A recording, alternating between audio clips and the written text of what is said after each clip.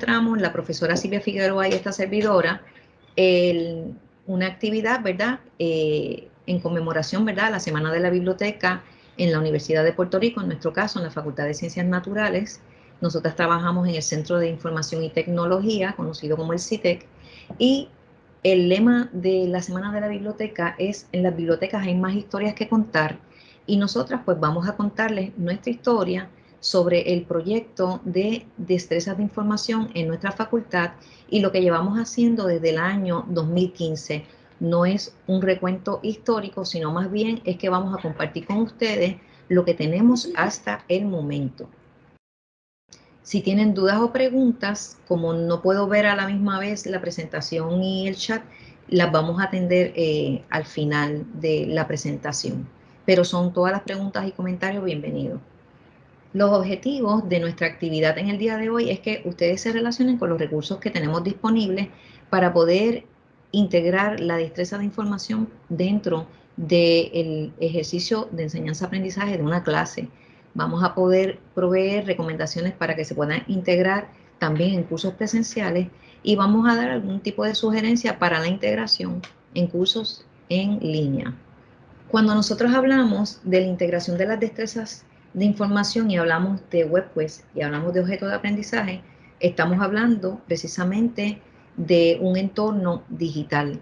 Y entonces eso nos remite a hablar un poco sobre la certificación 112, brevemente, nada más para darle contexto, ¿verdad?, a lo que estamos hablando, en términos de que esa es la guía para la creación, codificación uniforme y el registro de cursos en la Universidad de Puerto Rico.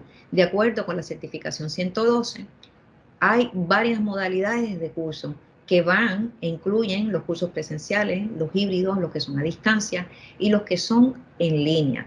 Cada uno de ellos tiene parte de su definición en términos del tiempo que se le dedica al espacio para lo que son las experiencias que son en línea o a distancia.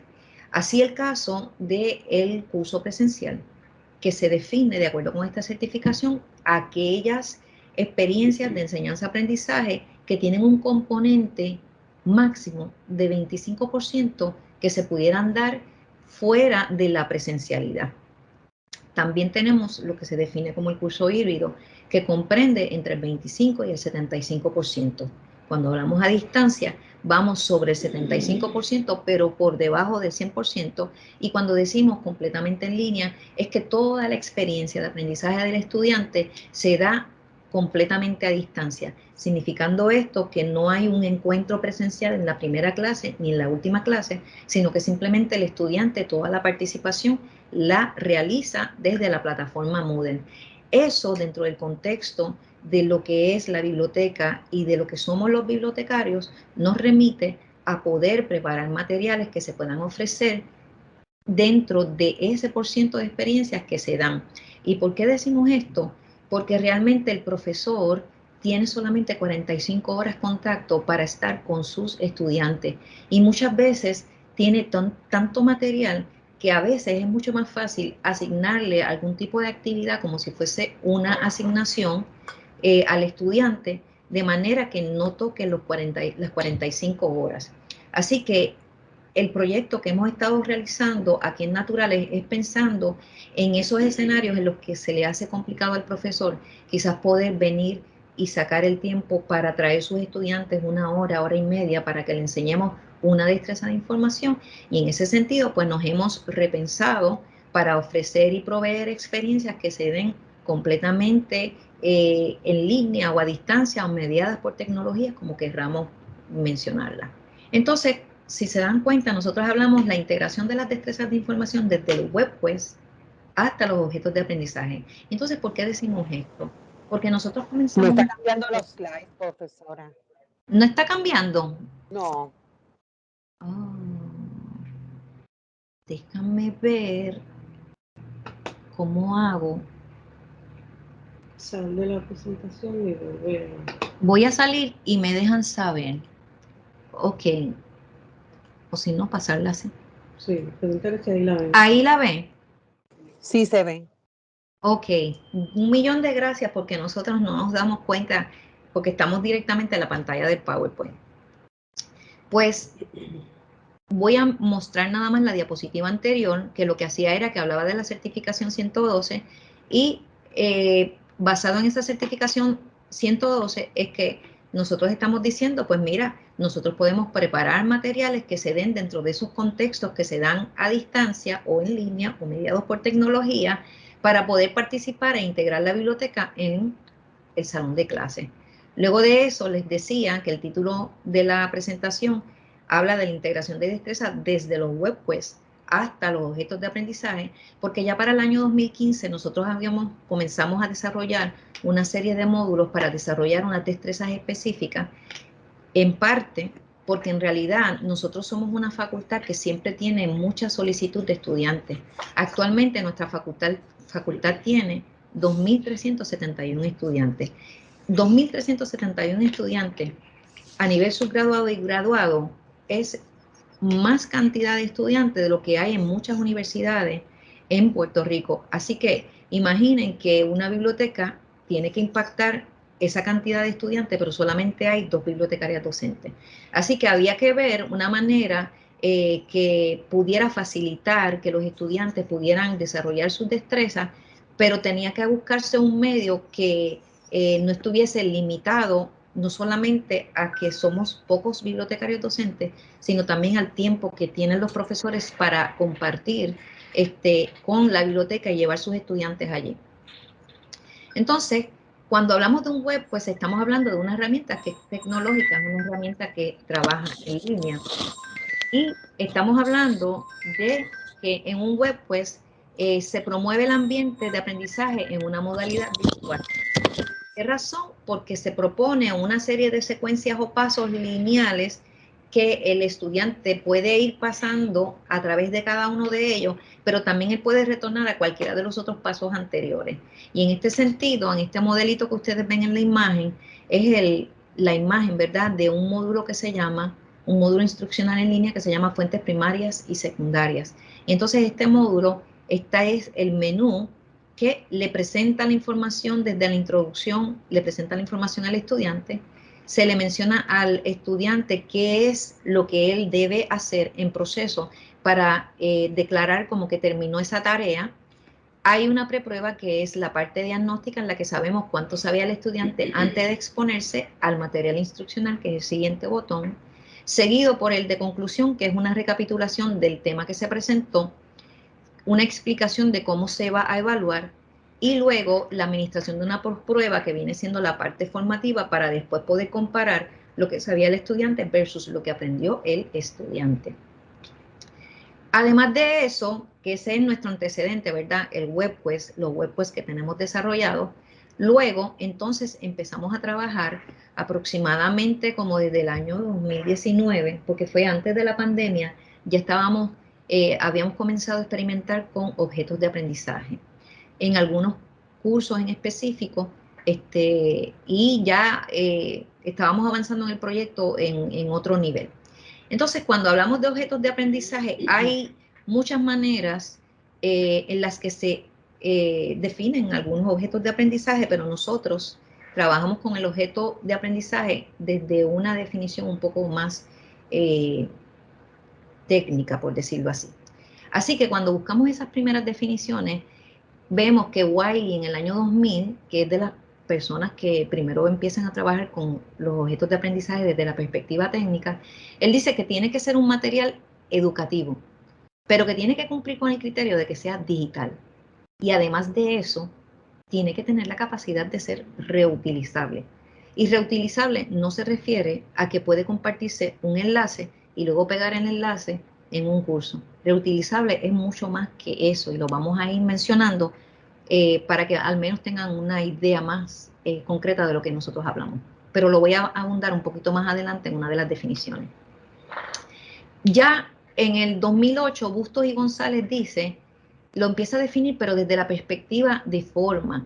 Puede ser un módulo instruccional, puede ser una presentación, pueden ser materiales educativos con pruebas en línea, y muchos otros académicos lo definen como que puede ser un archivo sonoro, dependiendo, ¿verdad?, en la disciplina que se inserta.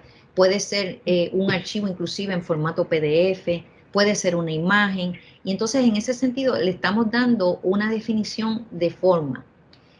Pero cuando vamos, Chiappe en el 2007, que me fui un añito, ¿verdad?, anterior, como es una definición más amplia, pues él dice, tiene que cumplir con el criterio de que sea digital. O sea, no podemos decir que un objeto de aprendizaje es algo que es en formato de papel, porque la definición como tal surge realmente cuando empezamos a utilizar el Internet dentro del contexto educativo. Así que tiene que ser una entidad digital, tiene que ser autocontenible. O sea, si es autocontenible, es que tiene varios elementos que están todos comprimidos en un solo archivo. Por eso vemos que los objetos de aprendizaje, desde la manera que los estamos trabajando nosotros, es un archivo .zip, es un archivo comprimido. Y reutilizable, porque ese comprimido puede ser descargado y luego en una plataforma de educación a distancia, que se le dice en inglés un Learning Management System, que puede ser Blackboard, que puede ser Moodle, que puede ser Canvas, él puede ser importado para que traiga ese contenido de propósito educativo exactamente de la misma manera que fue construido para otra clase. Con un claro propósito educativo, porque tiene que estar ceñido, ¿verdad?, a objetivos instruccionales con verbos de conducta observable, constituido por al menos 3 componentes internos editables, como son los contenidos, las actividades de aprendizaje y los elementos de contextualización. Dice, los objetos de aprendizaje han de tener una estructura externa de información que facilite, por eso hablamos de que están en autocontenido, en un comprimido, es un paquete. Y ese paquete tiene que tener información que facilite, que sea identificado, que pueda ser almacenado y que pueda ser recuperado. Y eso es básicamente que un objeto de aprendizaje va acompañado de un archivo en un formato XML que se llama manifiesto, y ese manifiesto tiene una serie de metadatos que describe la cosa. Y entonces cuando la plataforma de educación a distancia importa ese objeto reutilizable, va a traerlo en la misma secuencia de orden y con los mismos contenidos y con las mismas pruebas que uno haya diseñado. Por eso es que quería que entendieran bien, cuando hablamos de objeto de aprendizaje, de qué perspectiva estamos hablando de lo que es el objeto de aprendizaje. Ahora la compañera va a estar hablando con ustedes a partir del número 6. Mira a ver si, mira a ver si se ve. Yo no sé si te ves. Ok, debido a que pues solamente somos 2 bibliotecarias docentes, como mencionó Pura, pues queremos facilitar la integración de el ofrecimiento de las destrezas de información en los cursos. Por lo tanto, hacemos todo lo posible porque, ¿verdad?, utilizar los módulos para que el profesor pueda integrar las destrezas en su curso de manera fácil, ¿verdad? Así que lo que hacemos es que les recomendamos, nos reunimos con los profesores, revisamos el prontuario y les recomendamos uno o más módulos que el profesor pueda ofrecerle a los estudiantes en su curso. Estos módulos, como ya Pura había presentado un poquito anteriormente, tienen varios pasos que el estudiante va a seguir para poder completar el módulo. Tiene la bienvenida, donde, ¿verdad?, se le habla al estudiante sobre el módulo, el proceso donde se le indica en qué, cuáles son los pasos para seguir para completar el módulo en su totalidad, la introducción del tema. El estudiante tiene que hacer una preprueba en la cual va a demostrar qué conoce previamente sobre ese tema de ese módulo en particular. Ahorita vamos a darle cuáles son los temas de los módulos. Luego tiene el tutorial, que es una presentación de PowerPoint que puede verla tanto en línea desde el mismo módulo, como la puede bajar si se le hace más fácil. Una conclusión donde se resume el tema del módulo. Luego una evaluación donde se le explica por qué es importante que complete las prepruebas y las postpruebas.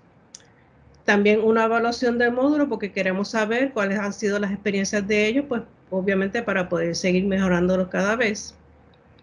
Finalmente, la postprueba, donde el estudiante va a poder demostrar qué aprendió en el tutorial del módulo. Una descripción también del módulo, el propósito, todo eso. Y muy importante, y es algo que los profesores pueden utilizar, incluso los estudiantes también, para saber qué se supone que ellos deben haber aprendido en ese módulo, es la rúbrica. Esa rúbrica es la misma rúbrica que se utiliza en el programa OLAS, Online Learning Assessment System, que es el programa que se utiliza para el avalúo aquí en el recinto. Así que ahí el profesor puede utilizar esa misma rúbrica si el estudiante tiene que utilizar esa destreza de información que aprendió en el módulo en alguna actividad del curso. Pues el profesor puede evaluarlo utilizando esa rúbrica y utilizar esos mismos resultados para demostrar el avalúo en su curso, en el informe que haga en OLAS. Entonces, la integración del curso lo hacemos de la siguiente manera. Los profesores, como les dije, asignan los módulos pertinentes a sus cursos a los estudiantes para que los completen hasta una fecha que ellos deciden. Luego de esa fecha, los profesores me avisan que ya los estudiantes completaron los módulos y yo utilizo un programita que trabaja con el Google Drive porque tanto la preprueba como las postpruebas están hechas en los Google Forms de Google. Y entonces utilizo Flubarú para corregir todas esas pruebas. Finalmente le envío a los profesores que así lo han solicitado un informe con varios detalles, por ejemplo, la lista de los estudiantes que contestaron las pre y las postpruebas. Eso a ellos les interesa mucho porque si lo asignaron al curso, pues ahí tienen la evidencia de quienes contestaron las pruebas. Y le mando toda la lista de los estudiantes de su curso en una tablita de Excel con los resultados de cada una de esas pruebas. Luego preparo un resumen con esos resultados, comparando los porcientos de ambas pruebas, con un pequeño análisis para poder demostrar si hubo aprendizaje, ¿verdad? Al comparar los resultados de la preprueba y la postprueba. Y estos resultados también los profesores lo pueden utilizar como la evidencia de aprendizaje de esa destreza de información en particular. Entonces, vamos a ver rapidito los temas de los módulos. Uno de los que más se utiliza es el de fuentes primarias, secundarias y terciarias, en la cual el estudiante puede ver la importancia de utilizar las fuentes primarias de información, pero también va a poder identificar cuáles son las fuentes secundarias y terciarias y cuándo debe usar cada una de ellas. Si pueden observar aquí, este módulo tiene más de 129,000 vistas, que quiere decir que ha sido visitado no solamente por los estudiantes de aquí de la facultad, sino, ¿verdad?, a nivel mundial, porque eso está disponible en el internet. Tenemos el segundo módulo, que es el de presentaciones orales en la comunidad científica. Los estudiantes muchas veces tienen, ¿verdad?, muchas inseguridades al hablar en público, así que este módulo, que también es bastante visitado y utilizado por los profesores, le ayuda a los estudiantes a cómo prepararse para dar una presentación oral. Este módulo tiene más de 84,000 visitas. Este módulo, este y el próximo, es sobre ACS, que es mayormente para los estudiantes de química, ¿verdad? Cómo utilizar el manual de estilo de ACS. Y entonces, pues, se le explica al estudiante cuáles son las partes más importantes y cómo poder hacer su lista de referencias utilizando este manual de estilo. Este módulo tiene más de 26,000 visitas también. El módulo de la base de datos de ACS, también mayormente para los estudiantes de química. También es muy importante, ellos lo utilizan muchísimo, por lo tanto, con este módulo nosotros nos interesa que el estudiante aprenda a utilizar de manera efectiva esa base de datos y por eso pues hemos preparado también este módulo de ACS Publications. El módulo de diseño de carteles también es bastante utilizado y es también cuando podíamos dar un poquito más de los talleres presenciales era uno de los más pedidos también, porque los estudiantes, esa es una de las formas en que ellos pueden publicar o compartir los resultados de sus investigaciones. Así que en este módulo se le explica al estudiante cómo hacer un resumen y qué partes son las más importantes que debe estar en los diseños, en un cartel que muestra los resultados de una investigación. Así que este módulo también es bastante visitado por los estudiantes y tiene más de 7,000 visitas. Para continuar con el próximo módulo, vamos a seguir con Pura.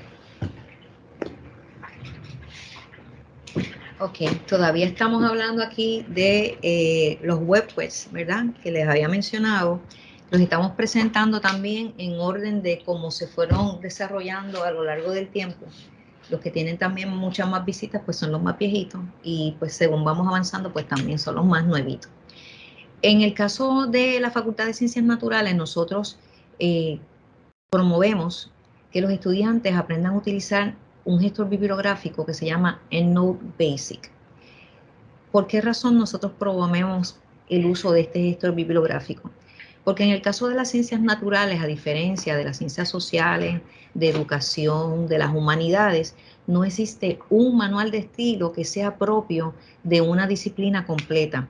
La excepción dentro de las ciencias naturales es ACS, que es el de la American Chemical Society, que es para química, pero el resto de los otros departamentos o programas, básicamente cuando un profesor, un investigador o un estudiante someten un manuscrito a publicación, quien determina cuál es el manual de estilo que se va a utilizar es la revista.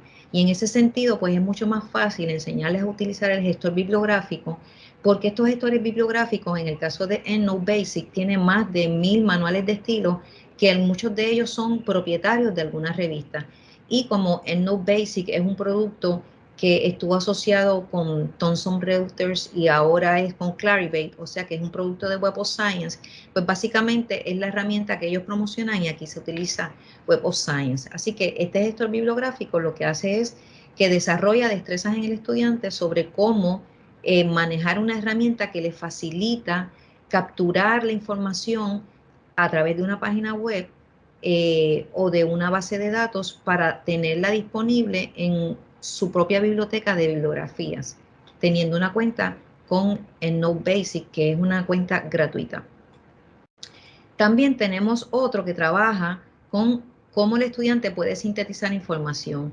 Básicamente, cuando los estudiantes van a hacer revisión de literatura, ellos acceden a diferentes artículos publicados y luego se enfrentan con que tienen que tener o hacer anotaciones de cada uno de ellos. Síntesis de información lo que hace es que le provee algunas ideas a los estudiantes sobre cómo extraer la información más importante, pero esa importancia siempre va a venir acompañada y determinada de la pregunta de investigación del estudiante. O sea, no hay una fórmula única de cómo uno decirle cuál es la información más importante. Siempre tiene que estar relacionada con la pregunta de investigación que tiene él. Similar, pero no igual, está el de bibliografía anotada. Bibliografía anotada es una técnica que utilizan algunos profesores aquí en Ciencias Naturales para desarrollar en sus estudiantes la habilidad de poder resumir en menos de 250 palabras información sobre los artículos científicos consultados. Y entonces, cuando el estudiante está haciendo la bibliografía anotada, no solamente tiene que hacer ese resumen, debe comentar ese resumen, porque puede ser a favor o en contra de su pregunta de investigación, y también tiene que, como parte de guiarse para hacerlo, utilizar unas referencias utilizando un manual de estilo. Dicho de otra manera, de otra forma, cuando un estudiante hace una bibliografía anotada, si el profesor le pide que sea de 5 artículos, los 5 tienen que utilizar el mismo manual de estilo y quien lo determina, el manual de estilo que se va a utilizar ahí, en ese caso es el profesor. Luego tiene que incluir información relevante a su pregunta de investigación, pero comentada conforme a los intereses de la investigación que está realizando el estudiante. Y tenemos otro web, pues, que se llama Búsqueda de Información. En Búsqueda de Información, básicamente lo que nosotros estamos haciendo es exponer al estudiante a que conozca la página del Centro de Información y Tecnología, el componente de biblioteca. ¿Por qué razón? Porque nuestra página está diseñada exclusivamente para los estudiantes de nuestra facultad. ¿Por qué razón? Porque todos los espacios que están definidos allí parten de una curación de contenidos en las disciplinas que se ofrecen en la facultad. De esa manera, cuando los estudiantes acceden a las revistas están agrupadas por temas que se tratan dentro de las ciencias naturales. Cuando acceden a las bases de datos, pueden afinar la búsqueda por los temas que se trabajan también acá. Cuando acceden a otros recursos que se llaman tesis y disertaciones, también ellos pueden agruparlas por los departamentos donde se ofrecen los cursos graduados. Y de esa manera, nosotros lo que hacemos es que desde que el estudiante entra en primer año, ya la página le está hablando a ese estudiante que necesita que alguien le diga, mira, ¿dónde están los recursos que tienen que ver con química? Si él le da química, en las bases de datos encuentra de química. Si va a las guías temáticas, cuando busca química, encuentra de guías temáticas. Si le da tesis y disertaciones, encuentra información sobre cuáles son las tesis y disertaciones que se han presentado en esta facultad. Y así sucesivamente, si le da revistas, va a encontrar las revistas agrupadas por temas relacionados con química y por subtemas relacionados con química. Así que básicamente esa búsqueda de información le muestra una presentación rápida al estudiante sobre qué es lo que tenemos allí. También se le proveen otras herramientas para facilitar que ellos aprendan a hacer sus búsquedas, porque aunque ustedes quizás no lo crean, pero hay muchos estudiantes que llegan a la universidad y no han visitado una biblioteca antes.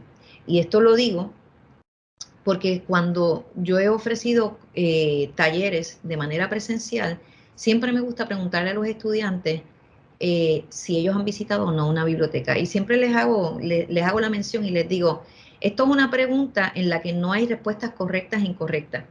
Simplemente yo necesito saber cuántos de ustedes han tenido la experiencia de haber visitado una biblioteca para yo saber cuántos saben de cosas de la biblioteca y saber entonces si profundizo más en unas áreas porque saben unas cuantas cosas o simplemente tengo que empezar básicamente como si no conocieran nada de la biblioteca. Y eso me ayuda a mí a poder redefinir cómo yo presento la información.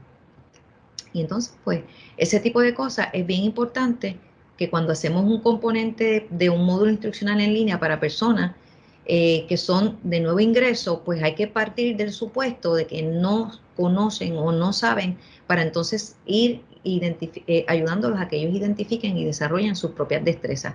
Y en este, pues, se abunda un poco sobre eso.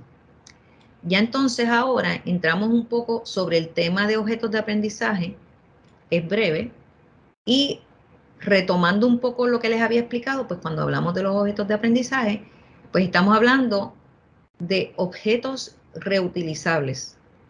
No quiere decir que un objeto virtual de aprendizaje no puede usarse con propósito didáctico en un curso en línea. Claro que se puede, usted le pone el enlace, pero no es reutilizable en la medida en que usted no puede descargar eso y después subirlo a otro curso.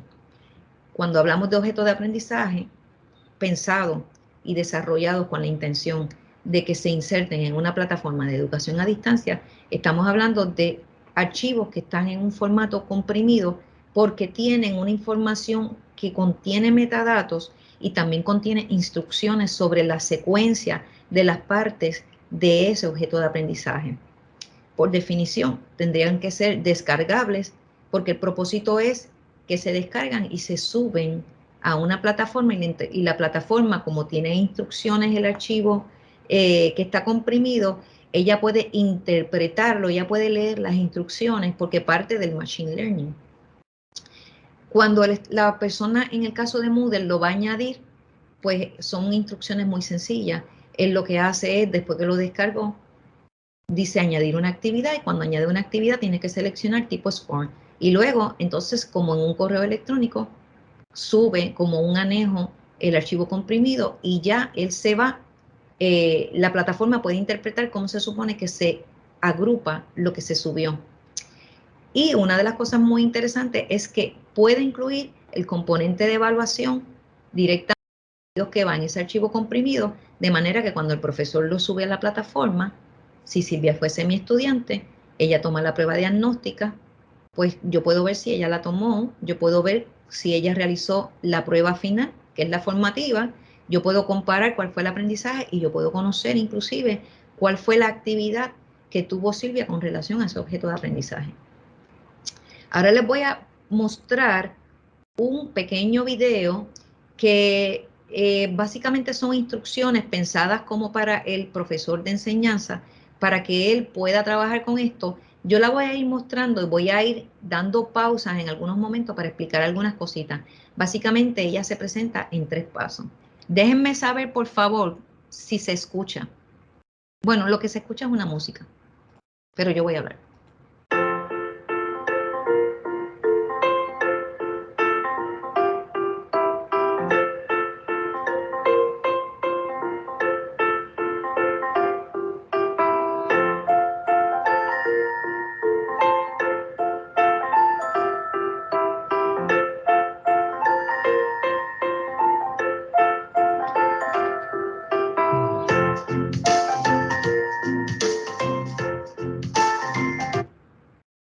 En ese paso, lo que se promueve es que el profesor primero vea el objeto de aprendizaje para que él decida si se ajusta a sus necesidades.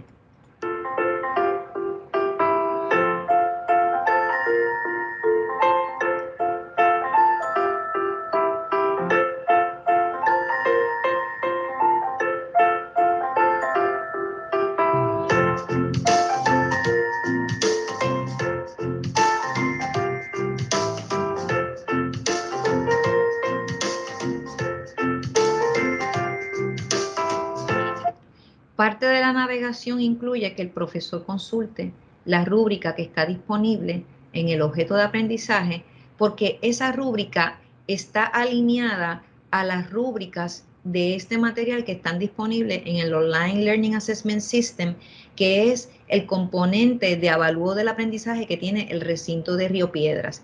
Para el caso de destrezas de información de esta Facultad de Ciencias Naturales, nosotros, para cada uno de los webquests, que viene siendo la misma rúbrica, al igual que para el objeto de aprendizaje, ambas utilizan la misma rúbrica para que entonces estén alineados ambos componentes.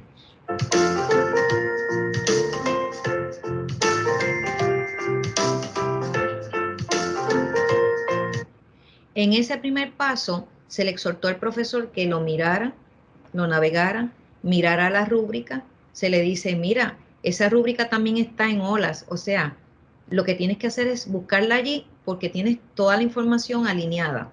Si te gusta de esta área, puedes descargar el objeto de aprendizaje que termina en .zip porque es un comprimido, y luego, cuando vayas a Moodle, vas a añadir una actividad, seleccionas el tipo de actividad SCORM, subes el archivo en formato zip como si fuese el anejo de un correo electrónico y después vas a seguir las instrucciones de las cosas que te pregunta. Por ejemplo, te puede preguntar si le vas a dar algún tipo de punto al estudiante. Eso es una discreción del profesor.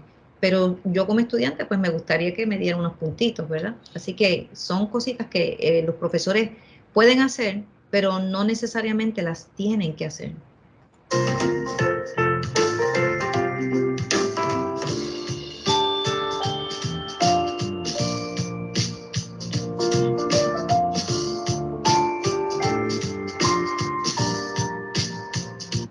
Ya en esta parte, el paso 2 lo que hace es que presenta un ejemplo de un profesor que decidió subir el módulo instruccional en forma de objeto de aprendizaje a la plataforma, y ya aquí él está en contacto y se va a mostrar su interacción o lo que él puede ver con relación a ese objeto.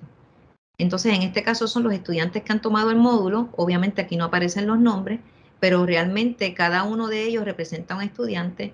Aquí las líneas significan que no lo han comenzado, en este caso son 2 estudiantes que lo habían trabajado y las puntuaciones que sacaron.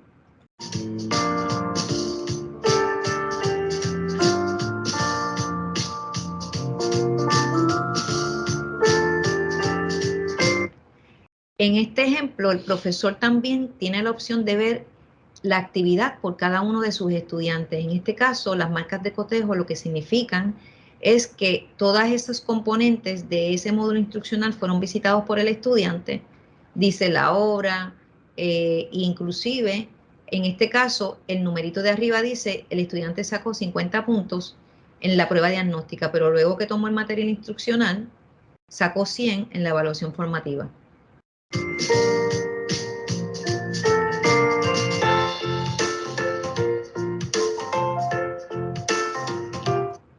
Ya en este tercer paso es el profesor interactuando con la plataforma de avalúo del recinto de Río Piedras. Allí, él lo que hace es que va a incluir la información de la evaluación sumativa.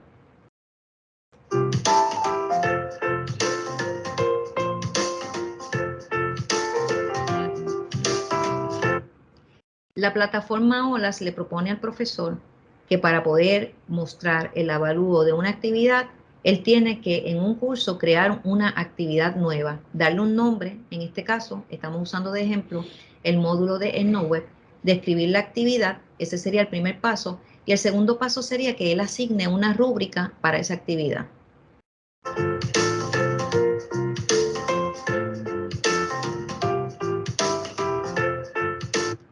Como ese módulo que se construyó tanto en el web, pues, como en el caso del objeto de aprendizaje, tiene una rúbrica y esa rúbrica ya está disponible en OLAS, cuando el profesor entra a OLAS, lo que va a hacer es ahora seleccionarla. Ella se llama CITEC, rúbrica para módulo, cómo usar EndNote Basic. Y entonces aquí aparecen los mismos criterios que él vio en el objeto de aprendizaje y también los mismos indicadores de ejecución que están en el otro lugar. Él lo que hace es que una vez la escoge, le va a dar Save y ahí la seleccionó.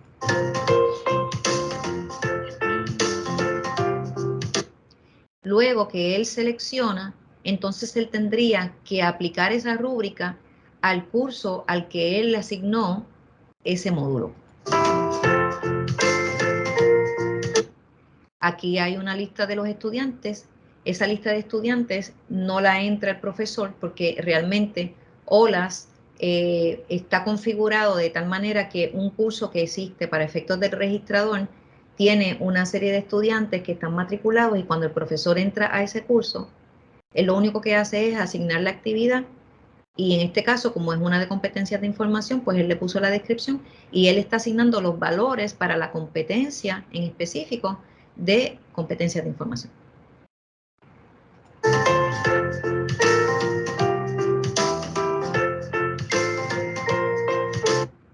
Esta imagen básicamente lo que muestra es un después. Después que el profesor evaluó o colocó, ¿verdad?, los valores del avalúo de esa actividad para sus estudiantes, la línea marrón dice, ese es el parámetro mínimo que se recomienda que debe alcanzar un curso para poder decir que la competencia de información, que es este dominio del que estamos hablando, fue logrado. En este caso, de ejemplo, se llegó hasta un 75%, por lo tanto, significa que como la línea roja supera la línea oscura, pues entonces el grupo logró desarrollar la competencia de información que se presentó ahí.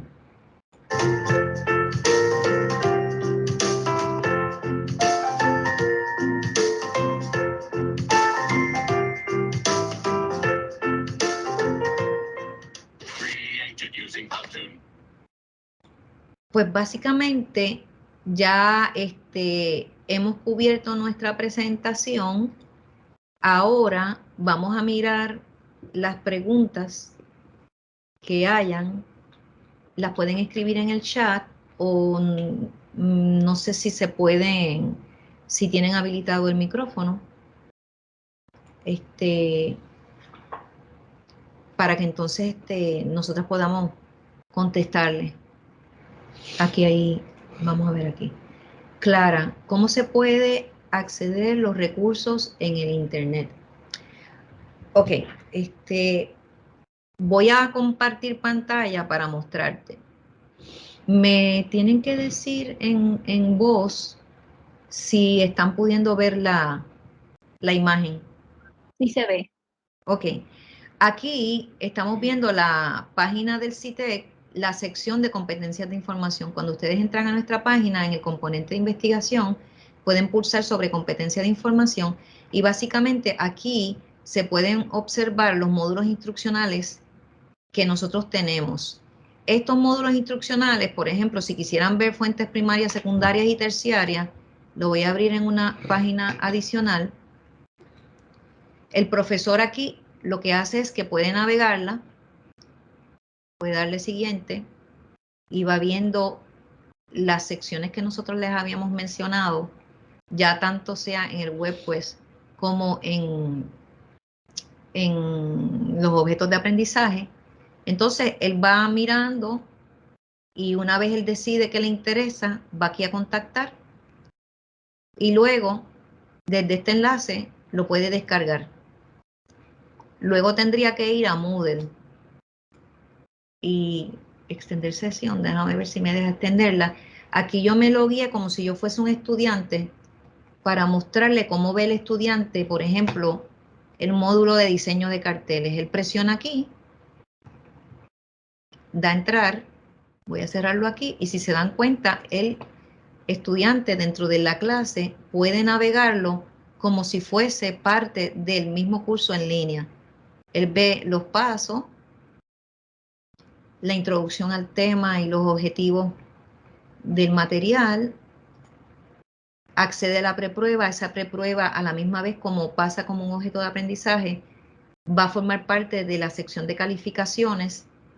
El profesor puede no darle ninguna valoración, pero si él le diera un puntito o dos, allí van a aparecer los puntos, le puede dar 5. Todo va a depender cómo haga el profesor eventualmente la ponderación o los pesos, ¿verdad?, que le va a dar a este tipo de prueba. Esta no tendría punto, pero la que es la posprueba sí. El estudiante desde aquí mismo puede navegar el material instruccional. En algunos casos, aquí está la posprueba. Algunos son más interactivos que otros. Este es para que los estudiantes pues puedan evaluarnos y poder entonces nosotros mejorar el producto, como les mencionó la compañera, la profesora Figueroa. Aquí está la rúbrica, que es la misma rúbrica que está en el proyecto OLAS. El estudiante, lo bueno de esto es que el estudiante ve cómo va a ser evaluado por el profesor, cuáles son los criterios y los indicadores de ejecución.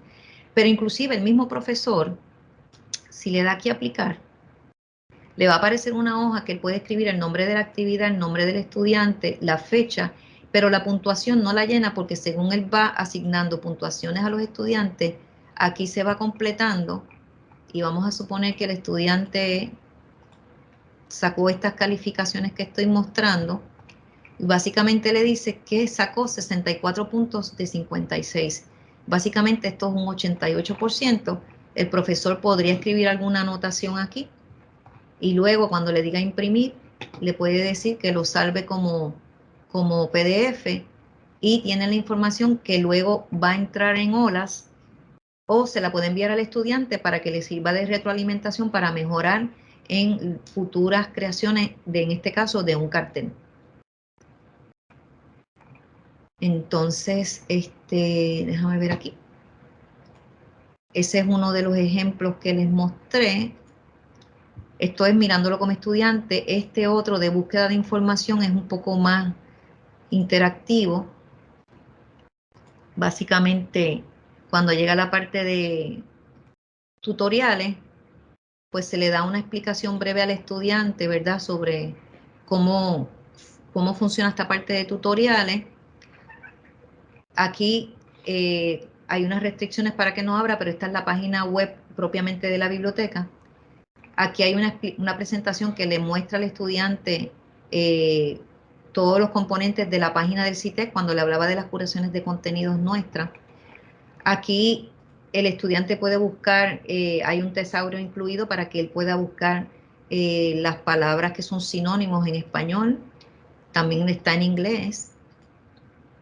También tenemos enlaces para que abren en una página externa, ¿verdad?, de 2 vocabularios controlados, como son el Library of Congress Subject Headings y el Medical Subject Headings, si están buscando cosas que están relacionadas con salud. Además de eso, también desde la perspectiva interactiva, pues se le incluye un Buzzwords, si lo que están es buscando algún tipo de palabras relacionadas con otras. Si es Electric Cell, pues entonces le da una descripción, el estudiante le da doble clic y sigue abriendo, ¿verdad?, un mapita para que ellos vayan explorando si quieren acercarse un poco a la palabra que están buscando. Aquí hay una presentación sobre cómo buscar en una base de datos. También está en Powtoon, por ejemplo. Vamos a suponer que cómo buscar en una base de datos. Cómo buscar en las bases de datos del Centro de Información y Tecnología. Para hacer la búsqueda debemos entrar en la página que es www.upr.edu/biblioteca-uprrp-cn. Buscamos aquí la sección que dice recursos y seleccionamos bases de datos. Las bases de datos están agrupadas por temas, así que si estamos buscando información sobre química, podemos seleccionar química para ver todas las bases de datos que están disponibles. Todas las bases de datos en su título tienen el enlace directo, al lado el signo de pregunta, en un tutorial y una descripción breve de la base. Vamos a hacer una búsqueda en Academic Search Complete. Inicialmente siempre nos sugiere hacer una búsqueda simple. Vamos a presionar una búsqueda avanzada y vamos a escribir los términos Macrobiology, vamos a escribir Nutrition y luego vamos a escribir Children. Vamos a dejar el operador booleano AND para limitar la búsqueda y vamos en el tipo de información donde queremos encontrar esos términos a decirle que lo busque en todos los textos. Cuando presiono Search, ella encontró 3.280 registros. Estos registros podemos ir limitándonos primero por texto completo, ya bajo a 3.199. Podemos decirle que busque los últimos años, los últimos 5 más o menos, bajó a 1966 registros. Podemos decirle que se limite a revistas académicas y también podemos hacer una limitación por idioma. En este caso vamos a seleccionar inglés y ya tenemos 1894 registros. Básicamente aquí lo que se le muestra en la base de datos pues es que el estudiante aprenda cómo se busca, cómo se afina, cómo se reduce y se hace en 3 minutos 22 segundos para que sea algo bastante rapidito. Y luego entonces tenemos formalmente una presentación y esta presentación el estudiante puede ir navegándola y con ella es que él va a poder preparar la postprueba. Pero todo esto, si se dan cuenta, está incluido dentro de la plataforma educativa que utiliza la institución para cursos en línea o a distancia. ¿Contesté su pregunta, Clara? Sí, muchas gracias, muy amable. Ok. Gladys dice, me imagino que ustedes dedican mayor tiempo a educar a los profesores de cómo integrar los módulos a sus cursos. Ese es el reto mayor, Gladys. Fíjate que esto da mucho trabajo hacerlo, pero el reto mayor es involucrar a la facultad. Ese es el reto.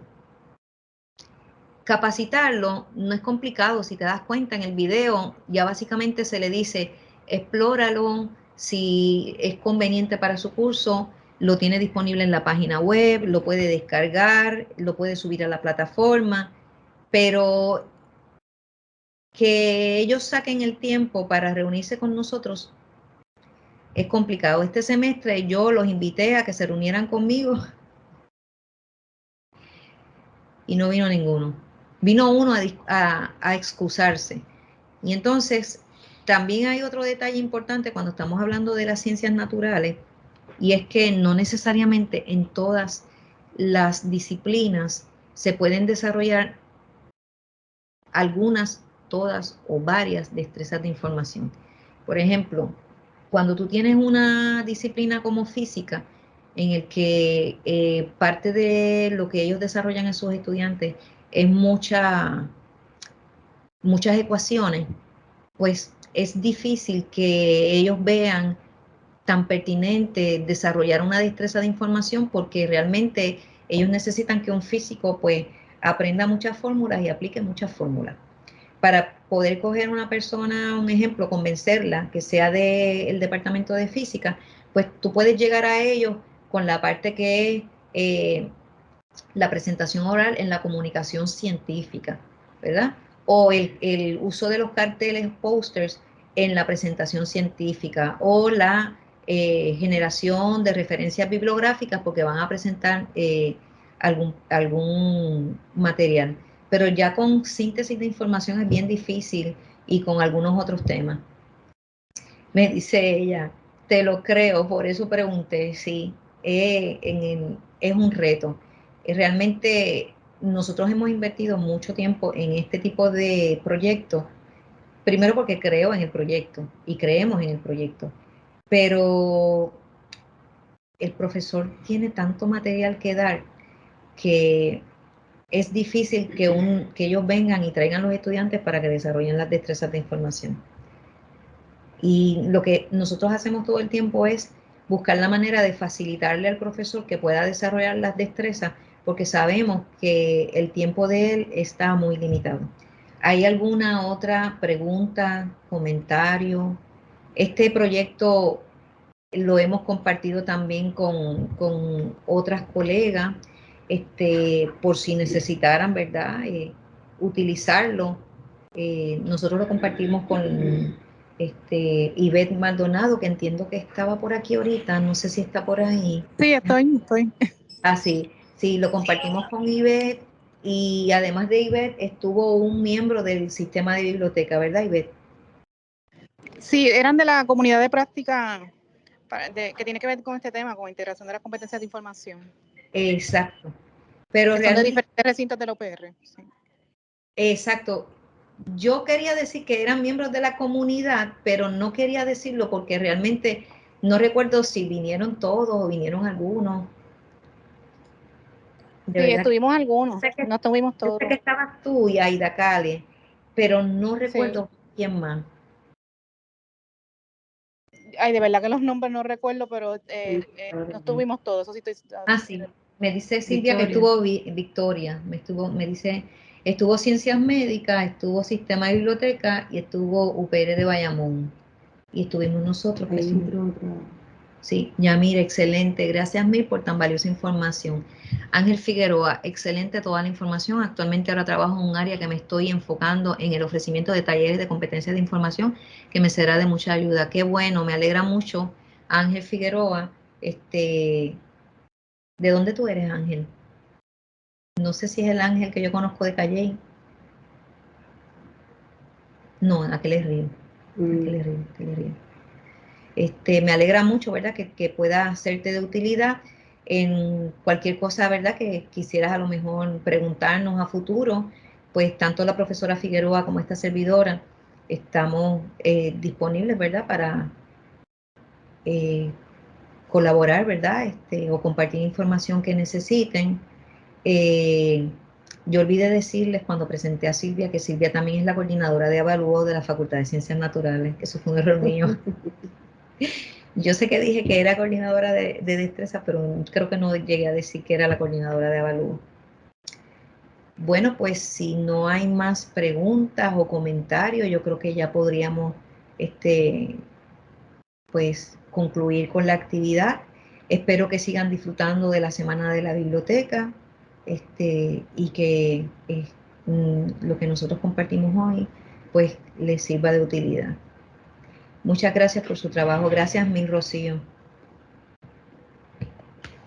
Muchas gracias a todos por su asistencia, y nuevamente, como dice Pura, estamos a su disposición, ya sea por correo electrónico, por teléfono, si quieren visitarnos también. Y porque como hemos dicho anteriormente, este trabajo es para beneficio de todos los que lo necesiten. Exacto. No está limitado a ciencias naturales, realmente él está hecho para que quien quiera adaptar cualquiera de esos módulos instruccionales en cualquiera de los otros recintos pueda hacerlo siempre y cuando reconozca, ¿verdad?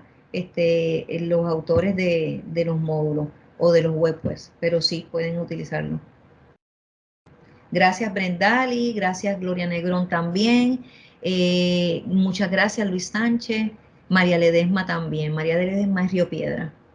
Antonio Miranda, buenas tardes, muchas gracias. Gracias a ustedes por estar aquí con nosotros y sacar su mediodía y su hora de almuerzo para estar con nosotras. Así que acá a la orden siempre. Muchas gracias, buenas tardes. Buenas tardes a todos. Sí, contáctanos, María. Aleya, muchas gracias por compartir su conocimiento. Que pasen buenas tardes. Gracias, José Carrasquillo, excelente. Me servirá de mucha ayuda. Cruz Malavé, excelente éxito, gracias. Gracias, mira a todos.